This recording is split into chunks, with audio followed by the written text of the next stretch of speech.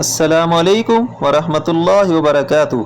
हज़रत अबू सईद खुदरी रज़ी अल्लाह ताला अन्हुम आप सल्लल्लाहु अलैहि वसल्लम का ये इरशाद नकल करते हैं कि हज़रत सल्लल्लाहु अलैहि वसल्लम ने फरमाया, मुझे दोज़ख दिखलाई गई तो उसमें ज़्यादातर औरतें थीं जो कुफ्र करती हैं। कहा गया कि हुजूर, क्या वो अल्लाह के साथ कुफ्र करती हैं? तो आप सल्लल्लाहु अलैहि वसल्लम ने फरमाया कि खामद की नाशुक्री करती हैं और एहसान की नाशुक्री करती हैं।